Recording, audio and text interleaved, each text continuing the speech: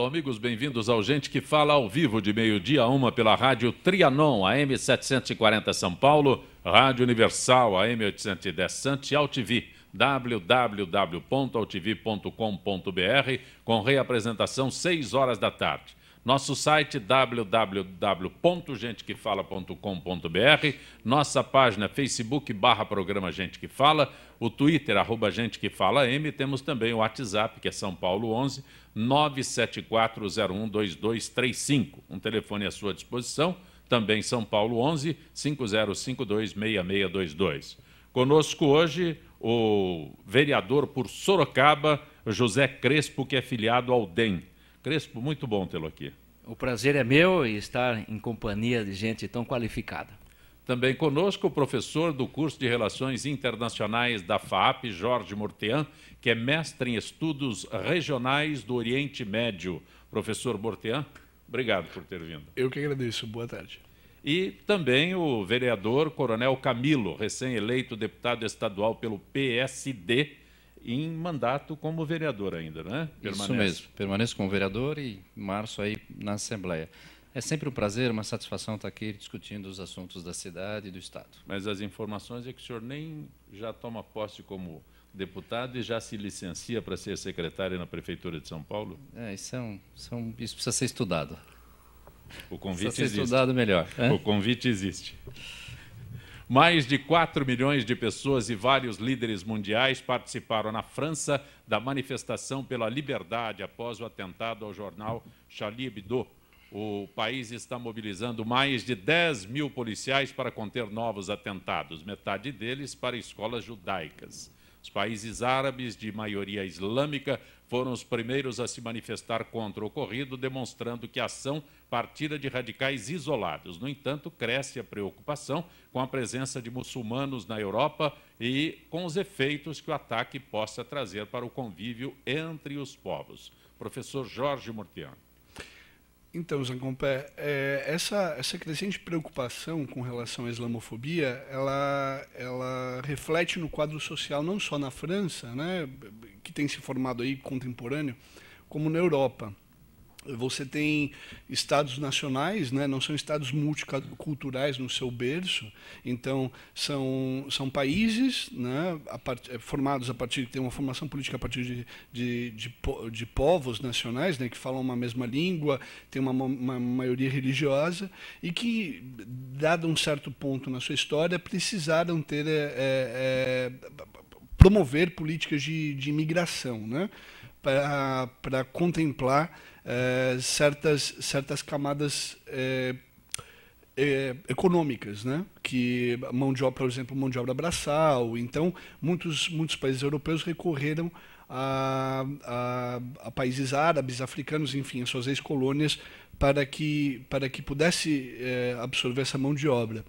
E hoje eles são cidadãos europeus, né?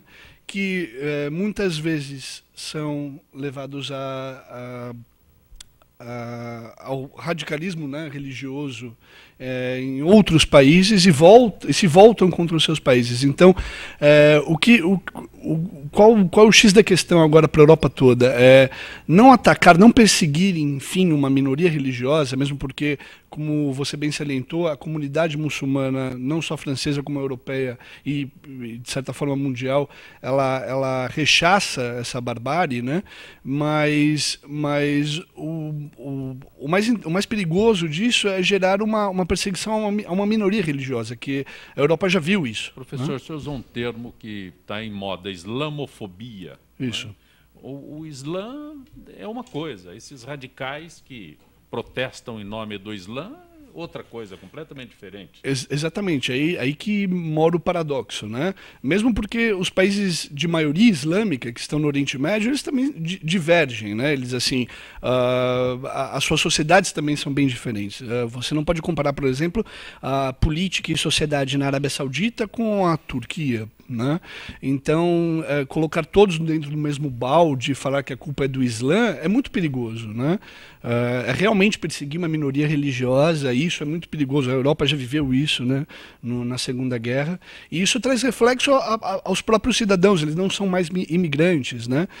No caso desses terroristas, eles eram cidadãos franceses, netos, talvez filhos, né, desses imigrantes. E isso gera mais xenofobia, né? Esse é o problema. Se combate violência com mais violência, essa é a saída, talvez isso reflita ainda mais em extremismo religioso e mais intolerância étnico-religiosa. Coronel Camilo? Eu tenho uma postura aí nessa linha mesmo, ou seja, violência gera violência, mas nada justifica os atentados, nada justifica a morte, mas eu queria mostrar um outro lado também, né? Eu acho que no mundo todo, a liberdade de expressão é muito importante, cada um pode falar o que quer, pode fazer o que quiser, mas eu acho que também o respeito, faltou aí um pouco do respeito, né?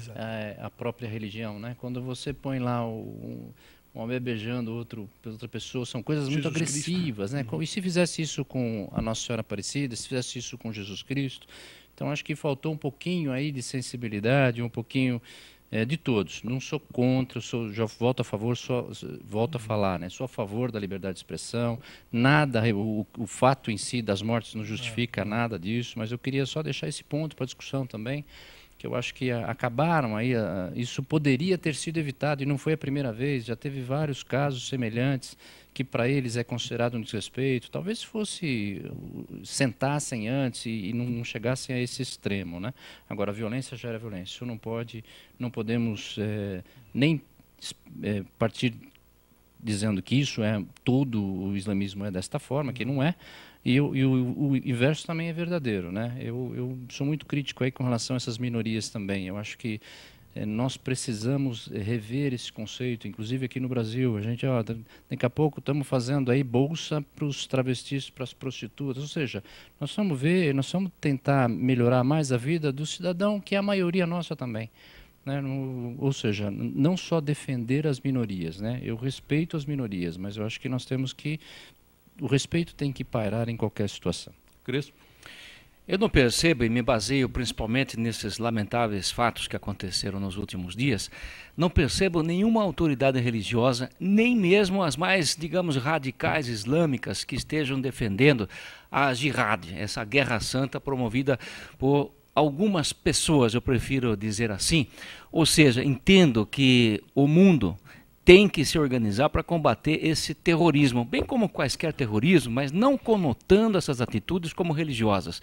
Para mim, aqueles terroristas da França, como quaisquer outros terroristas, são de um grupo só, não necessariamente ligado a qualquer religião. Se as autoridades religiosas estão repudiando o atentado e até a jihad, eu ouvi declarações de autoridades nesse sentido, portanto, nós temos que combater o terrorismo e todos os terroristas do mundo, que são uma forma de crime organizado, como bandidos comuns. Eu creio que o tratamento tem que isolar qualquer ligação religiosa, são simplesmente bandidos, terroristas da pior espécie, têm que ser tratados como tal. E, se possível, afastados permanentemente do convívio social. Professor, me parece que o termo Guerra Santa foi extremamente deturpado, né? Quando a Guerra Santa, na verdade, era a difusão do Islã, né? Passou-se para de guerra mesmo, né? Radicalismo. O termo jihad, na verdade, ele remete à expansão do Islã pela Península Arábica, né? Que, na verdade, uniu 39 povos proto-árabes, ou seja, que eles não falavam árabe ainda, não tinham a religião islâmica ainda como oficial, e isso veio o sentido da Umma, que em árabe também é a união dos povos. Então, hoje se traz para um contexto moderno todo deturpado. A questão, como eu já tinha falado, é por que um jovem muçulmano francês sai da França, vai receber um treinamento na Síria, digamos, ou no norte do Iraque, ali com o Estado Islâmico, ou no Iêmen, né, como o próprio grupo assumiu o atentado, né, e volta e comete essa barbárie contra o seu próprio Estado. Então, há de se pensar também quão profunda também essa integração dessa minoria religiosa dentro da sua própria sociedade. Né? A França mesmo toma umas medidas dúbias. Desculpa.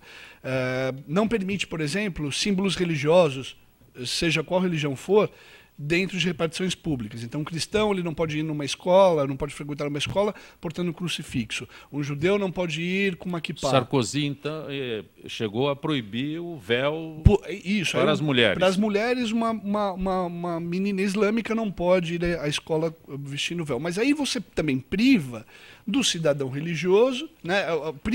O Estado mesmo priva de serviço dos seus serviços a essa população religiosa que também paga impostos, são cidadãos comuns como qualquer outro.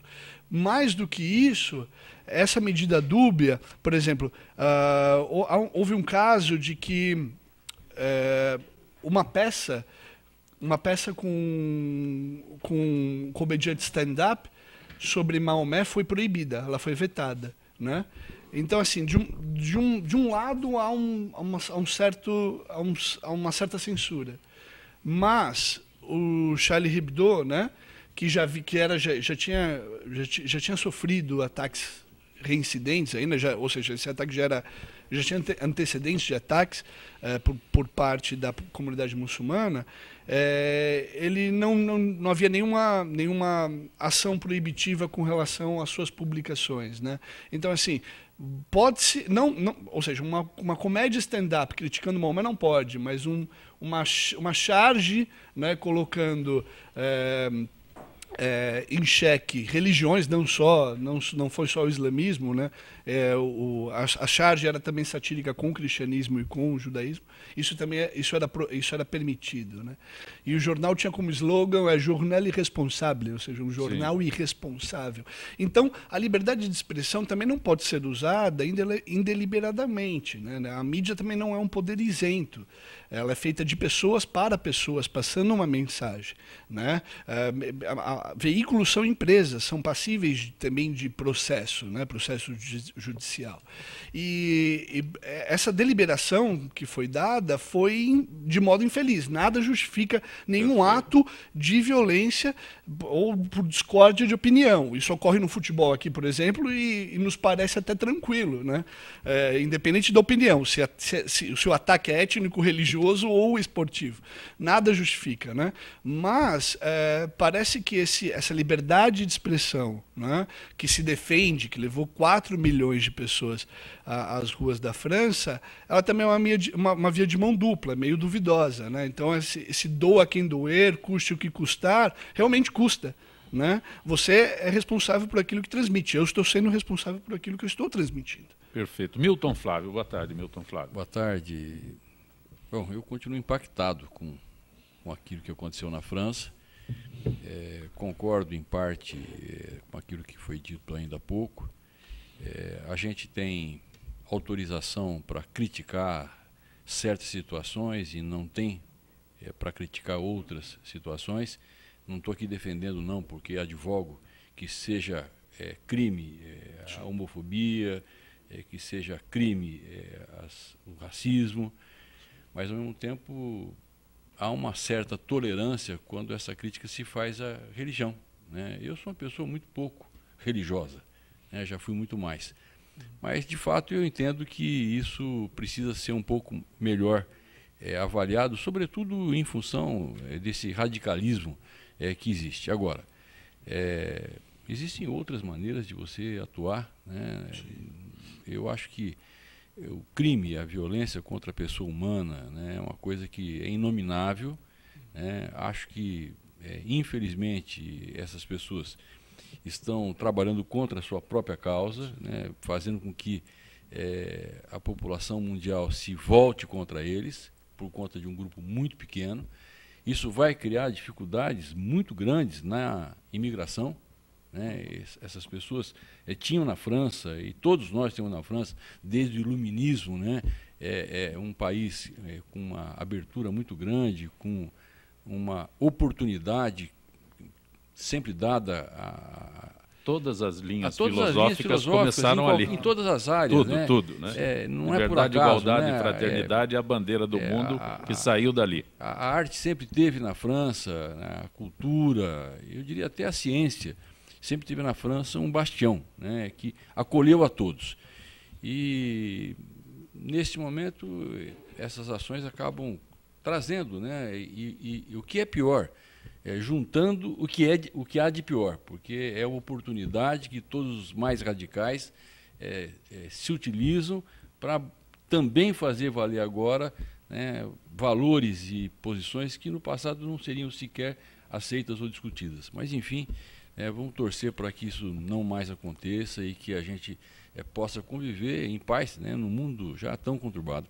Milton Flávio, você é subsecretário de Energias Renováveis do Estado de São Paulo. Então, dia 1º de janeiro passou a vigorar o sistema de bandeiras tarifárias nas contas de luz, que adicionou cobrança extra de acordo com o consumo de energia térmica, que é mais cara, mas terá que ser usada devido ao nível baixo dos reservatórios. As bandeiras funcionarão como um semáforo de trânsito com as cores verde, amarela e vermelha para indicar as condições de geração de energia. Vem na conta isso, Milton? Com certeza vem na conta, e essa bandeira vermelha devia ter sido acenada para a população brasileira antes das eleições. Aliás, desculpa aqui, eu vou fazer uma provocação, né? Essa bandeira vermelha foi acendida já, ou levantada há 12 anos, pena que o país não tenha percebido.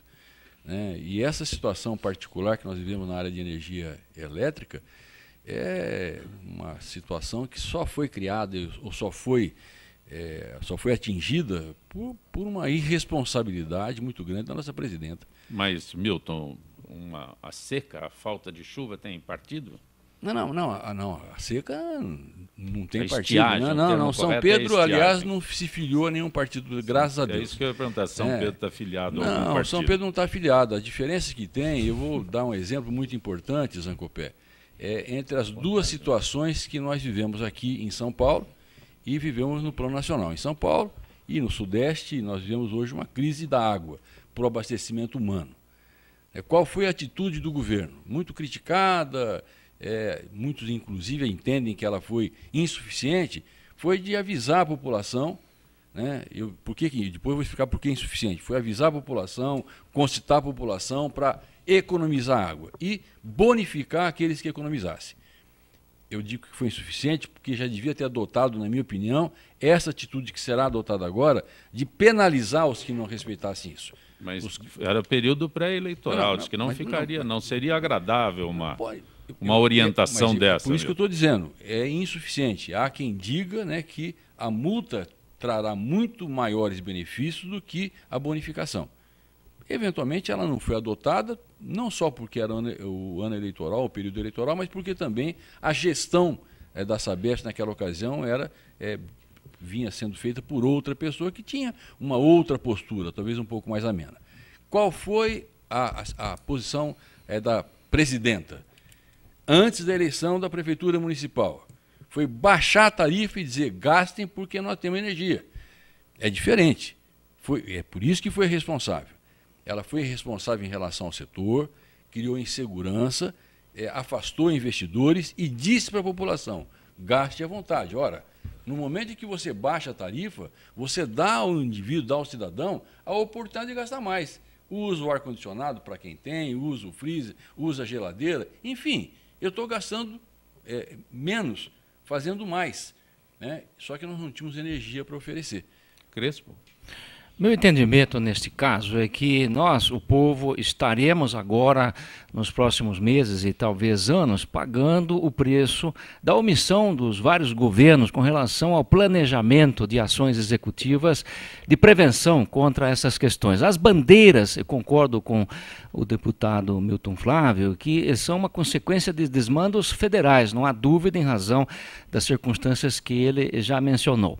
E claro que as bandeiras não são uma questão diretamente ligada à falta de chuvas, mas tem um tanto a ver em relação ao abastecimento hídrico, que é o principal em nosso país. Mas aí eu vejo falhas também dos governos estaduais nesses últimos anos. Também já foi este assunto, com relação a essas falhas, muito decantado pela imprensa. Aonde eu quero chegar? Entendo que as tabelas de cobrança pelo uso da água, da Sabesp e das demais autarquias, quando é o caso, nos municípios, elas já são tabelas progressivas. Eu não vejo necessidade das multas propriamente falando, porque, na verdade, sendo tabela progressiva, e essa progressividade pode ser alterada em cada concessionária ou autarquia, se for o caso, não há necessidade de multa. Mesmo agora, passada a eleição, para a gente descontar essas questões que deveriam ter sido transparecidas na época eleitoral, que foi há tão pouco. Crespo, só um detalhe, tabela progressiva, quanto mais consome, mais paga. É claro, as alíquotas valor, variam conforme o consumo, naturalmente protegendo as famílias. Não é que paga mais pelo volume, paga mais porque tem uma tabela paga mais pelo diferenciada. volume, mas não é um aumento linear, é progressivo, Sim. como o imposto de renda, por exemplo, né? Aqueles que mais ganham pagam mais, é a alíquota de 27,5% no imposto de renda. As concessionárias já têm tabelas progressivas. Sim. Eu creio que isto é que tem que ser explicado à população para que economize. E a penalização de quem gastar muito tem que ser na tabela progressiva, não através de multas. Mas a pergunta focada é com relação a essas bandeiras, que estará sendo paga pelo Brasil todo, não apenas por alguns estados, confere? Não é só o estado de São Paulo. Então, realmente é lamentável, uma falta de previsão do governo federal, um tanto de demagogia dos últimos governos com relação àquela diminuição, que foi motivo até de propaganda eleitoral, mas que agora estaremos pagando o preço daquilo e um pouco mais. Coronel Posso só fazer um adendo, só para fazer uma pequena correção? Não é o Brasil todo, porque é só o sistema interligado. Então, o Amazonas, por exemplo, não está pagando porque não convive com essa situação. É região central para baixo, não é isso? Quem vive no sistema integrado. E só dar um outro adendo que eu queria reforçar, é que há muito tempo nós temos reivindicado do governo federal leilões regionais e por fonte, para estimular as fontes alternativas de energia. Por exemplo, em São Paulo. São Paulo tem uma biomassa que, se utilizada, poderia suprir em grande parte a energia que nós importamos. São Paulo importa 50% da sua energia. Eventualmente ela custará mais caro do que custaria antes, mas infinitamente mais barata do que custa as térmicas e não poluem. E o governo federal não teve até agora sensibilidade para fazer isso. Faz leilões nacionais.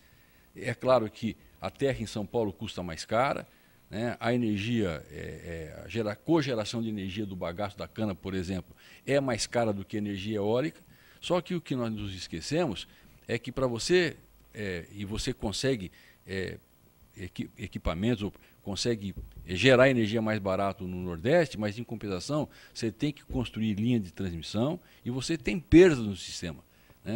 Então é uma inconsistência, é uma incongruência, é uma falta de visão que tem custado muito caro ao país enquanto custo econômico e ao país, sobretudo, quanto ao custo ambiental. Nessa linha aí, eu acho que São Pedro, ele não é, como se falou aí, né? Ele não é de partido nenhum. Não tem filiação partidária. Mas a falta de planejamento, ela desde quando eu era criança, eu sempre ouvi falar de questões estratégicas do Brasil. Eu lembro na lembrança do Shigeki Ueki, né? Não lembro o nome do Japão. Falando sobre isso na TV uma vez, eu venho claramente, é um assunto estratégico. Nós temos tanta gente no governo, como é que você não pensou nisso antes? Ou seja, deixar chegar nisso. E o outro ponto, Zé Campbell, que a gente já falou aqui. Os governantes, aqueles que estão nos cargos, eles têm que saber que naquele momento eles são administradores públicos. Eles não são candidatos, embora possam até ser momentaneamente, como é o caso aí dos dois, né? De São Paulo e do Brasil, mas deixaram de tomar providências necessárias. Isso é o reflexo da leniência, é o reflexo da falta de pensar no futuro, né? No futuro brasileiro, no futuro de São Paulo. Medidas drásticas, impopulares, deveriam ter sido tomadas como essa agora. Me permite, Zanco, corroborando com esse pensamento do coronel, nós precisamos, na política nacional, de um pouco menos de gerentes momentâneos e estadistas que investem no futuro, porque os governos têm 4 ou 8 anos. E essas obras acabam demorando mais do que isso. Esse é o motivo pelo qual alguns gerentes e não estadistas não investem, preferem investir em obras cuja inauguração eles possam fazer. Continua. O cidadão Jorge Mortean, como é que vê isso? Não o professor, o cidadão. Certo, Zancopé. É claro, tudo que dói no nosso bolso é bem dolorido, para ser bem redundante, é bem amargo. Como eu vejo como cidadão, né? Eu posso falar até da minha experiência fora. Já que a questão energética no Brasil está ligada invariavelmente à água, porque a matriz hidrelétrica nossa ainda corresponde, né, a maior parcela, se eu não me engano, aqui o secretário não é para me corrigir, do fornecimento, né, de energia. Mas lembrando que eu fiz mestrado no Oriente Médio em diversos países, e eu fiquei no Irã a maior parte. O Irã é um país com 75 milhões de habitantes, semidesértico, árido, né? Com partes desérticas também, né? Com um rio perene só. Todo o resto é intermitente. Só que, pela sorte, pela geografia, enfim, né?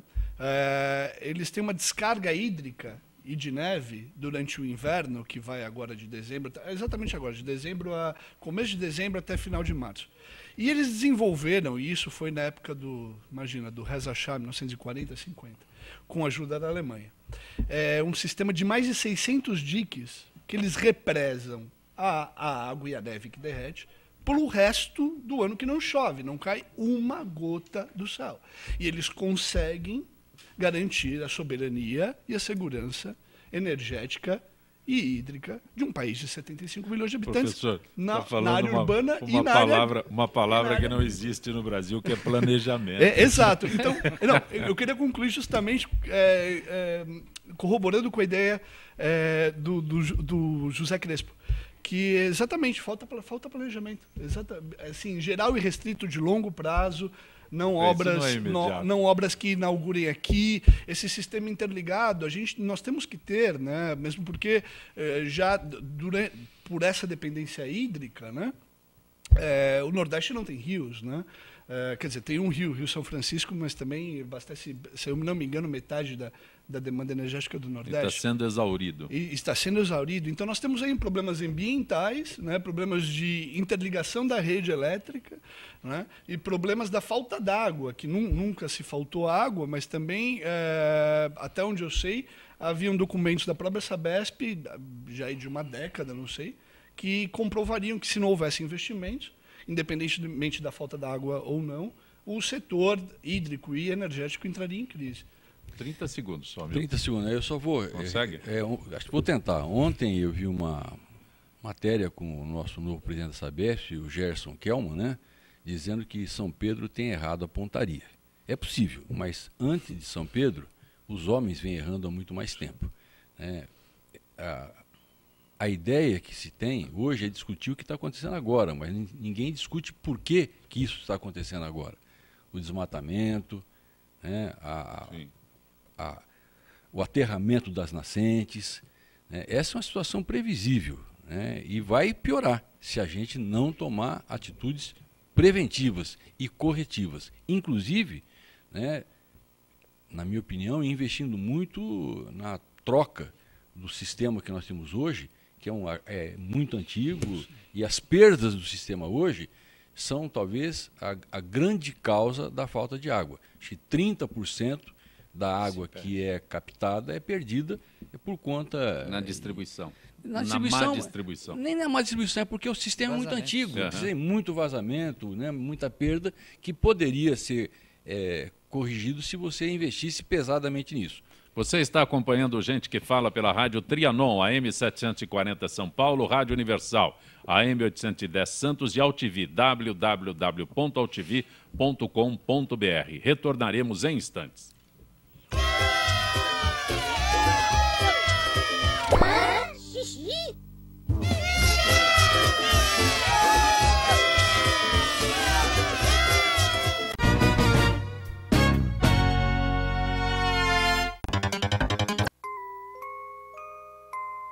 As nossas recordações são os nossos maiores tesouros.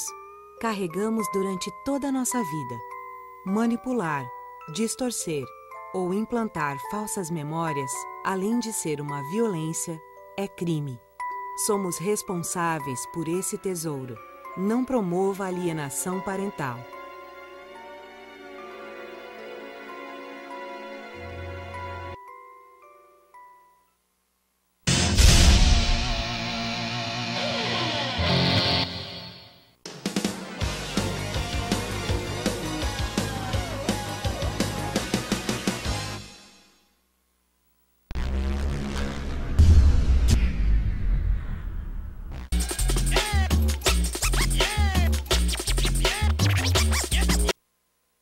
Tudo tem a ver com alguma coisa.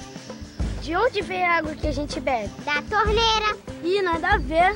Vem dos rios que nascem da mata. Sabia que a gente só respira por causa das árvores? A árvore respira? Respira. A árvore respira. E o que você tem a ver com isso? Meu ar. Minha água. Minha árvore. Meu ambiente. Mata Atlântica! SOS Mata Atlântica. Mais 25 anos.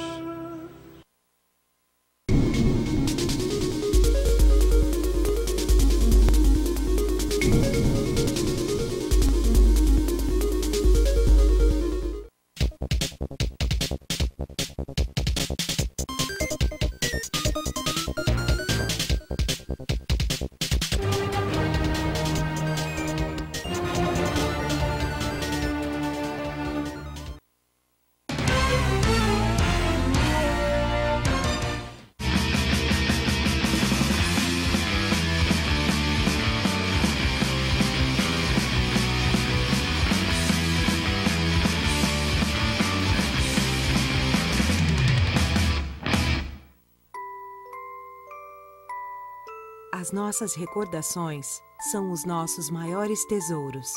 Carregamos durante toda a nossa vida.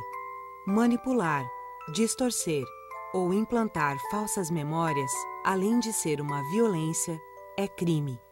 Somos responsáveis por esse tesouro. Não promova alienação parental.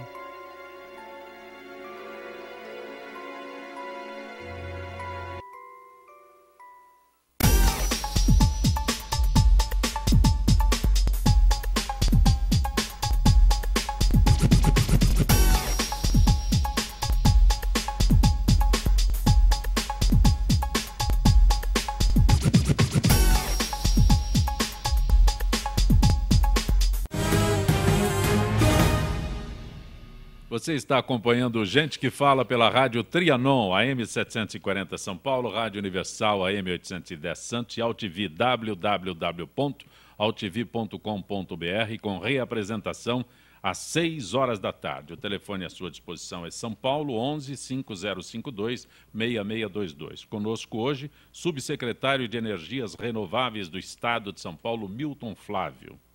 Você é urologista? Urologista que ainda. Faz numa Secretaria de Energias Renováveis? Segundo o Geraldo, o urologista mexe muito com a energia das pessoas, né? Tá bom. Não consegui ter a tua resposta ainda, onde eu consigo. Professor do curso de Relações Internacionais da FAAP, Jorge Mortean, o vereador por Sorocaba, José Crespo, que é filiado ao DEM, e o vereador Coronel Camilo, recém-eleito deputado estadual pelo PSD. Dizem que o senhor nem toma posse. Não, tomar posse o senhor toma, mas já se licencia a seguir, não é? Vou aguardar. A Santa Casa de Sorocaba está sendo investigada por uma CPI municipal presidida pelo vereador José Crespo. O hospital está sendo administrado pela Prefeitura e tem dívida de 50 milhões. As sessões da Câmara têm apontado diversas irregularidades que vão de problemas no convênio à contratação de um falso médico. Foi preso e indiciado por 5 crimes, Crespo? Só isso? Sim, essa questão pontual foi verdadeira, mas já aconteceu há alguns anos. E o problema, o grande problema atualmente, que foi denunciado logo depois de uma auditoria contratada pela Prefeitura de Sorocaba e agora está sendo investigado, especialmente nessa CPI da Câmara, mas também pelas autoridades policiais e ministeriais em Sorocaba, é muito pior do que isso, realmente. E eu quero dizer que uma constatação que eu, pessoalmente, como agente público e a própria CPI, tomamos recentemente, depois de conversar e estudar com técnicos e dirigentes de outras santas casas, ou do SUS como um todo, é reveladora, é uma opinião até forte, mas nós temos ouvido, e pelo menos eu e muitos outros, acreditado que necessariamente o SUS, incluindo os hospitais, esse atendimento terciário, que é o mais importante, necessariamente tem que ser deficitário. Fala-se muito mal da tabela SUS. É claro, poderia ser melhor, mas a afirmação forte é a seguinte: se bem gerida, sem má gestão e sem corrupção, o SUS pode ser superavitário, especialmente se o hospital atuar em alta complexidade. Portanto, nós temos assistido muitos discursos de dirigentes de santas casas ou do SUS em geral, sempre dizendo que estão com falta de recursos. Isso não é necessariamente verdade. Pode ser verdade se houver má gestão e corrupção. Em Sorocaba, esta auditoria preliminar executada pela Prefeitura já demonstrou o suficiente para que a CPI fosse aberta e um inquérito policial também fosse aberto. São coisas das últimas semanas, ainda é muito cedo. Mas pode-se dizer que naquela Santa Casa, ao longo dos últimos anos, que foram 10, quase 20 anos, porque infelizmente está havendo uma continuidade de pessoas que se aboletam de cargos privados e públicos, e isto com o tempo, essa falta de alternância no poder, até mesmo dentro de uma Santa Casa, gera corrupção. Esse é o grande problema nacional, não só no sentido público, mas também privado. Não é o foco da pergunta, não vou me alongar. O fato é que a corrupção deslavada fez com que a Santa Casa de Sorocaba, nos últimos anos, mais de 10 anos, tudo começa pequeno, mas foi crescendo, agora denunciado, a Prefeitura interveio na Santa Casa. Portanto, a situação é caótica, não é só de lá. Vemos também coisa semelhante na Santa Casa de São Paulo, capital. Mas o ponto principal, ainda preliminar, que esta nossa CPI está concluindo é que, se não houvesse má gestão, ou seja, desperdício, falta de competência dos dirigentes, geralmente privados, mas usando recursos públicos, e principalmente se não houvesse corrupção, roubalheira dentro de um local sagrado como esse, Santas Casas, a de Sorocaba com certeza, e provavelmente no Brasil inteiro. Portanto, não vamos dizer que a culpa é do SUS, da tabela do SUS, isto poderia ser melhor, mas é possível fazer o SUS dar lucro, entre aspas, não é esse o objetivo dele, mas um atendimento digno à população se não houvesse corrupção. Esse é o grande problema. Não há nenhum fatalismo que pese sobre o SUS. Ele pode dar certo se não houver tanta bandalheira como tem havido. Médico Milton Flávio. Olha, eu concordo em parte e discordo. Acho que a tabela do SUS ela é insuficiente, ela não repõe, sobretudo, como disse o Crespo, para aquilo que é o mais cotidiano. Quantos hospitais conseguem trabalhar com a alta complexidade? Eu fui diretor do Hospital das Clínicas da Faculdade de Medicina de Botucatu 5 anos, fazia alta complexidade, implantei o transplante e transplantei eu próprio os primeiros 30 que foram feitos em Botucatu. Depois fui superintendente do IANSP. Aí eu constatei, isso que o Crespo falou, que você pode aprimorar, e pode aprimorar muito e melhorar a gestão, não vou nem dizer da roubalheira, quando você adota alguns mecanismos, como, por exemplo, padronização de conduta. Nós temos assistido, isso é verdadeiro, em hospitais do Brasil como um todo, essa máfia da prótese, né? Eu me lembro quando eu cheguei no servidor público, nós não tínhamos no servidor público um anfiteatro do servidor público, mas nós tínhamos várias clínicas que tinham 2 anfiteatros, pequenos, menores, patrocinados por quem? Pelos laboratórios que vendiam os seus equipamentos, vendiam as suas próteses, vendiam os seus produtos. Eu tinha lá 2 clínicas cirúrgicas, Gastro 1 e Gastro 2, que usavam equipamentos, usavam produtos diferentes. Por quê? Qual era a razão? Qual era a motivação? Né? Stents, por exemplo. Você tem stents de 2 preços. O stent comum, tradicional, que é usado rotineiramente, e aquele stent que você usa para um doente de alto risco. Você pode transformar todo doente que precisa de stent num paciente de alto risco, colocando o stent mais caro e provavelmente recebendo um percentual maior. Você tem próteses de bacia, de porcelana, que tem que ser usado num jovem como nós aqui, né, que vai usar essa prótese durante muito tempo, mas a prótese tradicional que o SUS autoriza, né, ela pode ser usada em pacientes que têm uma sobrevida ou uma atividade que não exige essa prótese mais cara. Mas lá só se colocava a prótese mais cara, a de porcelana. Né? E com essa atitude, com essa preocupação E, de novo, com braço, com gestão, você consegue melhorar o desempenho. Né? E nós vivemos lá durante um certo período, no servidor público, Crespo conviveu com isso é testemunhado pelos usuários e pelos próprios deputados que deram, em vários momentos, depoimentos dizendo que foi um momento muito bom do servidor público, né? O dinheiro não era diferente, a contribuição era fixa, porque quem paga o servidor público é a contribuição do funcionário público, que é 2% do seu salário. Então, nesse particular, eu concordo com o Crespo. Nós temos que melhorar a tabela. Mas se você não acrescentar gestão, que, na minha opinião, junto com a corrupção, é o grande cancro da saúde nacional. Camilo.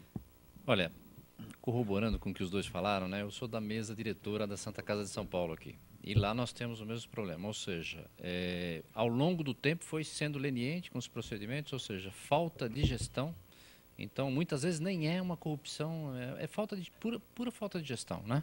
Mas, com certeza, se melhorarmos a gestão, isso vai para frente. Aí Camilo, não tem... pode dar só um exemplo? Há poucos dias atrás, Ancopé, eu recebi uma denúncia de um fornecedor que tinha vencido uma concorrência para curativos. E ele dizia, olha, eu não consigo vender o meu curativo. Embora eu tenha a ata de registro de preço, eu não consigo vender o meu curativo. Em compensação, né, e ele não trabalhava com distribuidora, ele era uma importadora que vinha de um país escandinavo e ela vendia diretamente. Custava R$6 o curativo dele.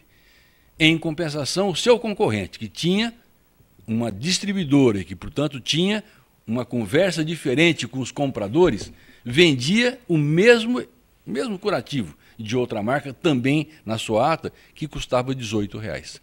É o frete. Ainda só dentro dessa linha aí, né? Voltamos da Escandinávia mais barato. Voltamos novamente aí à questão da gestão, de planejamento, né? E falta auditoria. Nós precisamos ter, onde eu tenho planejamento, eu tenho que ter controle, né? Tem que ter alguém auditando isso em algum momento, eu tenho que ter pontos de checagem. Na área de saúde, vou dar um outro exemplo. Hoje estou acompanhando a situação da Santa Casa muito de perto, né? Um maior problema ali, na minha visão, é falta de gestão mesmo. Agora, vou dar um exemplo bem prático para quem está nos ouvindo e entenda. Eu era diretor também lá do Conselho da Cruz Azul de São Paulo, que é um outro hospital aí da linha de Vasconcelos. Nós tínhamos interno um banco de sangue, que fazia 3 ou 4 exames sobre a bolsa de sangue e para distribuir aos pacientes. Pois bem, se contratou a bolsa de sangue do Einstein, que era com 10 tipos de exame, ficava mais barato do que era feito internamente. Então, às vezes, é falta de auditar o que está sendo feito para ver se não tá saindo aí pelo ralo, né, recurso desnecessariamente. O coronel, mais uma vez, falou uma palavra muito importante, que é auditoria ou fiscalização. Eu posso afirmar, claro que essa minha afirmação se circunscreve na minha cidade, Sorocaba, mas eu aposto que isso vale para quase todas as demais. Ninguém fiscaliza quase nada. No caso de um hospital do SUS, como é uma Santa Casa, lá em Sorocaba nunca foi fiscalizado, nem pela fiscalização efetiva. Não é para inglês ver, não é carimbar não papéis é apenas. O Ministério Público, que ao meu ver, defendo muito o Ministério Público, e até por isso tenho moral para criticá-lo. Ministério Público, que seria em tese o fiscal da lei, nunca fiscalizou efetivamente a administração de uma Santa Casa como aquela. Portanto, o coronel lembrou bem, sem fiscalização, nada funciona bem muito tempo. Tem algumas perguntas de ouvintes. Ana Paula das Perdizes. Professor Jorge Mortean, quando se fala das charges do Charlie Hebdo, ninguém está falando de uma charge que foi publicada onde eles retratavam a ministra da Justiça francesa como uma macaca, antes de julgarem esses assassinos. Procurem ver o que os cartunistas desenharam sobre Maomé, Jesus, Maria. Nada justifica o assassinato, professor.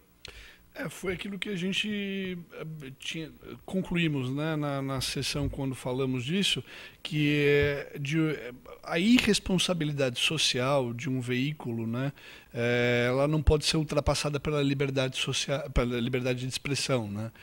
Você não pode veicular, você não poderia veicular nada, né, de cunho agressivo ou ofensivo, por mais que se justificasse de forma satírica. Mas era apenas uma comédia. Mas uma comédia para quem, né? Senão, damos limites a asas, né? Foi também o que eu tinha falado, inclusive o exemplo dessa ouvinte, eu falava com um colega. Então, daqui a pouco entramos no estádio de futebol, né, com placas escrito macaco. Então, assim, a liberdade de expressão tem que... E isso não vai ser mais problema. Então, a liberdade de expressão, para ser parametrizada entre humor, ofensa, né, humor ou ofensa, né, ela primeiro tem que ter respeito e responsabilidade. Milton Flávio, Célio Bastos da Moca. Quantos anos demoraram para a conclusão das obras da usina Porto Primavera produzir 100% de energia? Ou não está concluída ainda? Não, a Porto Primavera está há muitos anos trabalhando com eficiência, né? Agora, eu não sei exatamente dizer. Eu estou na Subsecretaria de Energias Renováveis há pouco mais de 4 anos, 3 como subsecretário. Não sei dizer, né? Mas era uma outra realidade, viu, Zancopé? São Paulo exemplificou, né, e foi muito importante para o Brasil a construção das usinas que foram construídas aqui em São Paulo e que deram esse impulso muito grande para que São Paulo crescesse e exemplificaram em relação ao Brasil. Nós temos hoje uma das matrizes energéticas mais limpas do mundo. O que nós precisamos entender é que nós não temos, sobretudo no Sudeste e aqui em São Paulo, recursos hídricos remanescentes para continuar gerando a energia que nós precisamos. Em compensação, nós temos ventos suficientes, menores do que do Nordeste, mas equivalentes à Alemanha. Lá eles têm uma geração eólica muito importante. 80% das fábricas que nós temos na área eólica estão em Sorocaba, na terra do Crespo, que só para levar esse equipamento para o Nordeste, eles gastam 10% do custo do material. Nós temos uma insolação aqui em São Paulo comparável do Nordeste. Tanto é que no último leilão de reserva, São Paulo ficou em segundo lugar. São Paulo não era visualizado como um estado que pudesse, eventualmente, propiciar ou estimular a produção de energia fotovoltaica. No último leilão de reserva, nós só perdemos para a Bahia, que vendeu 400 megawatts, São Paulo vendeu 270 e Minas vendeu 90. Nós temos a maior biomassa do planeta, se você considerar a área cultivada, né, que pode gerar uma infinidade de empregos e uma energia competitiva e muito mais barata do que a energia que hoje é gerada pelas térmicas e não poluente. Então, o que nós precisamos fazer hoje é ter essa clareza. O momento é diferente. Nós, nesse instante, não temos condições de competir no uso da água para produzir energia elétrica e para consumo humano. O consumo humano é prioritário e nós temos outras alternativas, né, que são perenes, que são fontes... Se essa estiagem continuar, nós teremos problema na geração de energia? Com certeza, com certeza. Porque a água que nós temos aí é consumo humano. O problema aí na Cantareira é consumo humano. Inclusive isso, Zancopé, teve efeito, né, porque num certo momento, com certeza, para manter a geração da energia elétrica, né, para não usar tão intensamente as térmicas, você abriu as comportas. Né? E ao abrir as comportas, você diminuiu a capacidade de reservação, ou a reservação que você tinha. Né? Hoje nós estamos estudando, inclusive, só para dar um dado que eu acho muito importante, porque as pessoas nem pensam, nós estamos fazendo um P&D, um plano de estudos com a CESP, de usar os lagos Crespo e Major, né? Os lagos das hidrelétricas com flutuadores para gerar energia fotovoltaica em cima desses flutuadores. Isso já é feito no Japão, com uma vantagem adicional. O uso desses flutuadores protege, né, sombreia um pouco a água e reduz em 60% a evaporação. Então, são novidades, são novas fontes de energia ou alternativas que nós não podemos deixar de considerar. Perfeito. Não fica preocupado com... Porque eu rebaixei? Foi rebaixado aí. Professor, que eu não conheço esse negócio de patente, eu sou uma lástima, viu? Eu não posso perder a chance. Eu sei. Quando é charge com o Islã, tudo bem. Quando é charge com os judeus, aí é antissemitismo. É muita hipocrisia, não acham nessa marcha francesa com grandes líderes que assassinaram milhões, a exemplo de Benjamin Netanyahu? Olha, achei interessante a presença dele. É interessante mesmo. A questão toda não é nem religiosa ou esse fator mesmo que nós estávamos falando, que é a liberdade de expressão. Exatamente, é o respeito. Se a democracia está aí e garante essa liberdade de expressão, né, a liberdade de expressão dentro do ambiente democrático, ela deveria fomentar sim, o respeito, o bom convívio, e não a incitação às diferenças e que isso passe impune, né? O caso era reincidente, já haviam sofrido ataques em 2011. Óbvio, nada justifica a barbárie, mas então cabe ao Estado francês agora, e tenho certeza que eles vão tomar essa atitude sábia, de entender por que isso ocorre, porque um cidadão, né, francês se torna terrorista, qual é a calamidade social que está embutida aí, né? E parametrizar essa questão de liberdade. Então, assim, como eu falei, não pode símbolos religiosos dentro de repartições públicas, né? Mas críticas à religião feitas de modo privado pode. Então, é um limite muito tênue entre essa intolerância religiosa e liberdade de expressão no ambiente democrático, não só na França quanto na Europa. E eles vão ter que lidar com isso porque os muçulmanos são uma minoria muito importante dentro do continente. Só pegando aí um gancho, eu acho que é simples assim, ó, é respeito. O meu direito acaba onde começa o do outro. Exato. O direito de se manifestar acaba quando essa manifestação está ofendendo um direito das outras pessoas. Então, é simples assim, nada justifica. Nada justifica. Sem dúvida nenhuma, a violência. Professor, o Islã não é uma minoria. O Islã rivaliza, se é que eu posso usar o termo, com a religião católica no mundo. Não, no mundo sim, na Europa eles são minoria. Então, e daí disso, né, desse quadro social, ou seja, sendo minoritário, há problemas. Então, assim, ninguém para pensar se esses cidadãos franceses muçulmanos, se eles são tratados de segunda classe, né, são tratados como segunda classe pelas suas próprias sociedades, pela maioria da sociedade francesa ou europeia, né? Isso os leva a não ter fé no próprio país, né, buscar um radicalismo religioso, porque a religião surge como a única esperança, né, para esses jovens empobrecidos de periferia, na sua maioria muçulmanos. Eles vão à Síria, ao Iraque, a outros países que os cooptam para esse treinamento, né? Também com uma visão totalmente deturpada da religião, que esses treinamentos por grupos terroristas não representam em nada o Islã, e eles voltam e contra-atacam o seu próprio país, né? Então, essa lógica que precisa ser pensada e modificada. A Mônica de Santos pergunta ao Coronel Camilo por que é tão difícil para a Polícia Paulista e para o governo do Estado moldar um esquema de segurança para a Baixada Santista, principalmente Guarujá e Praia Grande. Olha, nós vivemos um momento difícil na segurança pública no Brasil, né? Ou seja, nós temos aí sempre os órgãos de segurança sendo atacados, até num primeiro momento, pelos próprios governantes. Isso é muito ruim. Nós precisamos ter a polícia como a polícia cidadã, amiga do cidadão. E a Baixada, dentro de São Paulo, quando nós comandamos aqui, tem dois pontos que nos chamam muita atenção. Um é a parte de Campinas, ali, Sumaré, né? E a outra região, até pelas características físicas, é a Baixada. Não é fácil fazer policiamento na Baixada Santista. Lá precisa, sim, um empenho maior de efetivo, de recursos, de vigilância, de monitoramento. E isso está sendo feito agora, pelo que a gente viu, pelo novo secretário. Ele está dando uma atenção maior para a Baixada Santista. Não tem outra forma. E o segundo, só para não perder a oportunidade, é a participação do cidadão, né? Nada tira a responsabilidade da polícia, mas a polícia hoje precisa trabalhar com inteligência.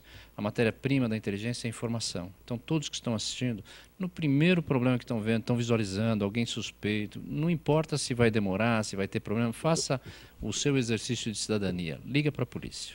Tem uma pergunta para o Crespo, mas acho que era para o Milton Flávio. Quantos pedágios existem entre São Paulo e Sorocaba, ida e volta? Não, é do Crespo, é do Crespo.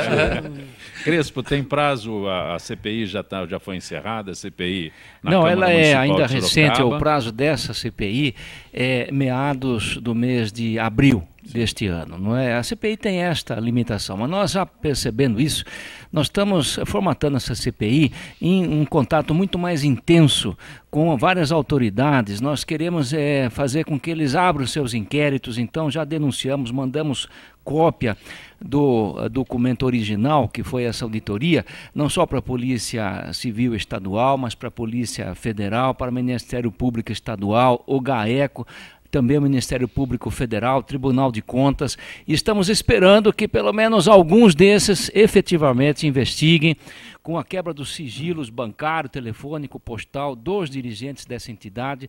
Naturalmente, nada pessoal, mas no sentido de que passar o Brasil a limpo é a gente ir até o fim desses casos que aparecem com documentos. Sem isto, sem resolver as partes, nós jamais vamos consertar o todo que é este nosso país. Crespo, espero que a gente consiga trazê-lo outras vezes de Sorocaba para o Gente que Fala.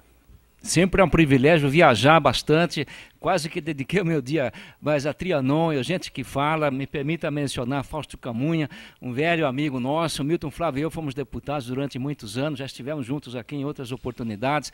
É um privilégio a todos vocês e a você especialmente pelo convite de hoje. Coronel Camilo, um abraço. Agradeço agradeço a presença, a gente sempre aprende, né? Venho aqui aprender com essa mesa aqui. Boa sorte na secretaria. Aí, e estamos à disposição lá.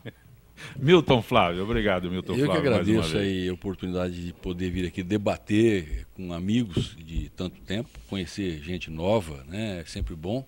E dizer que para mim é um aprendizado, né? Eu sempre que venho aqui saio melhor do que cheguei, né? Aprendi alguma coisa com gente que me ensinou, né? E gente que fala o que sabe. Professor Jorge Morten, grato por ter vindo ao nosso Gente que Fala. Eu que agradeço pela oportunidade também de aprender e debater aqui com todos. Gente que Fala tem na direção-geral o jornalista Fausto Camunha, diretora de produção Zenilda Salvato, redação Raela Brandão, Pedro Esquiavon, na pauta José Carlos Sicarelli, produção cultural Ricardo Godoy, na rádio Trianon, Neildo Neres, Cléo Rodrigues, Ricardo Valim, Benê Benê, na direção da UTV Alberto Luquete, na técnica James Eduardo, Iago Matsumoto, Arthur Endler. Estaremos de volta amanhã, meio-dia. Gratos, até lá.